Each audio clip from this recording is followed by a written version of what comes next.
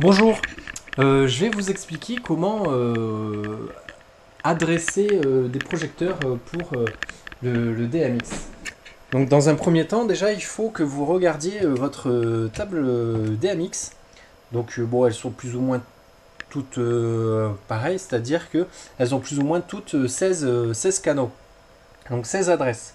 Donc soit vous regardez le mode d'emploi ou soit vous regardez sur votre table DMX. Dans le mode d'emploi, donc vous avez un petit tableau adressage de l'appareil.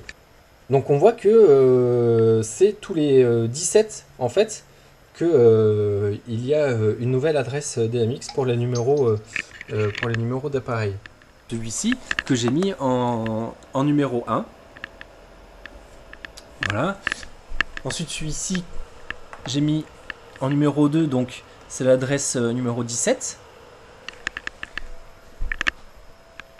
Ensuite, celui-ci en numéro 33. Donc ça va être le numéro 3 de la table DMX. Ensuite, l'autre BIM, ça sera le numéro 49. Les slims par 65 et 81, et ainsi de suite. Ce qui va donner l'ordre des fixtures, donc des projecteurs. Tous les numéros 17 indiquent un numéro par rapport à la table DMX. C'est pour ça que les numéros, l'adressage DMX n'est pas forcément obligé de suivre le câblage DMX. À ma Leerwash qui est le numéro 1, donc l'adresse numéro 1, donc numéro 1 pour la table DMX. La numéro 2 pour la table DMX, ça va être l'autre Leerwash, parce que j'ai mis en numéro 17.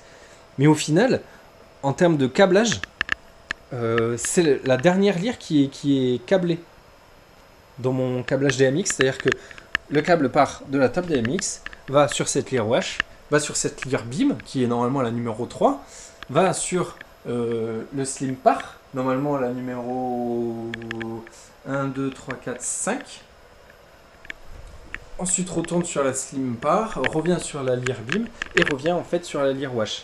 Donc en fait le câblage n'a rien à voir avec le numéro d'adressage. Le numéro d'adressage, c'est vous qui le choisissez. Si vous voulez, vous mettez l'ordre que vous voulez, mais rien à voir avec le câblage. Donc vraiment, pour pas vous prendre la tête, il y a des applications qui existent. Donc moi j'en ai téléchargé une qui est vraiment sympa. C'est DMX Calc.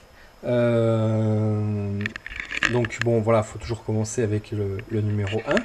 Et donc on voit que là, il y a plus 16 et moins 16. Donc on n'a pas à s'embêter à rajouter les chiffres. Bon, on peut le faire hein, manuellement, mais pour vraiment pas se prendre la tête, eh bien, on appuie sur plus 16. Donc là, vous avez la forme numérique, donc juste avec les chiffres. Et puis sur votre projecteur, sur votre spot, vous avez les boutons plus-moins pour choisir votre chiffre. Donc ça, c'est le plus simple à faire. Et vous avez les boutons poussoirs que vous pouvez choisir manuellement également. Mais vous avez les boutons poussoirs, donc quand on fait plus 16, hop, vous avez encore l'autre code bouton poussoir. Voilà. Voilà. Le principe voilà, reste que si vous avez 16 canaux sur votre table DMX, il faut que vous alliez tous les chiffres numéro 17.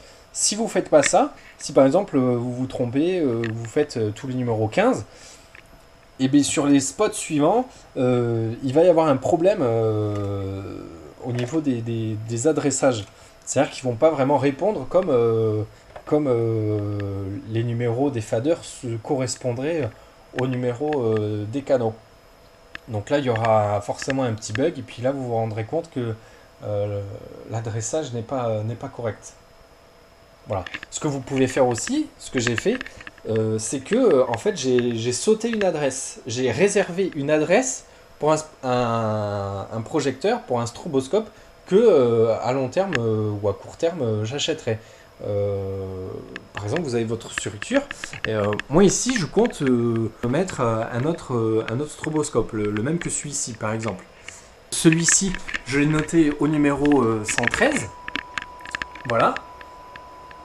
Et en fait, celui-ci, j'ai réservé le numéro 97. Parce que on passe à 65 sur le slim par 1, on passe à 81 sur slim par 2, le 5e projecteur qui est le numéro 65, le 6e projecteur qui est le numéro 81, le 7e projecteur qui est le numéro 97, bah, que j'ai sauté pour quand je l'aurai, bah, je le mettrai en numéro 97. Ça sera le 7e projecteur et le 8e projecteur qui est le numéro 113. Voilà, vous pouvez sauter des adresses DMX pour à court terme ou à long terme si vous voulez rajouter un projecteur, que vous n'ayez pas à rechanger toutes les autres adresses DMX. Voilà, ça simplifie un peu la chose. Du coup, la table DMX, elle va prendre en compte. Donc l'adresse manquante, ça sera la numéro 7. Mais forcément, la numéro 7, il n'y aura rien. Donc là, mon 8e projecteur, donc le numéro 113 en adresse DMX, donc le stroboscope, c'est le numéro 8. Voilà. Et le numéro 7, ben, il est en attente quand j'aurai l'autre stroboscope.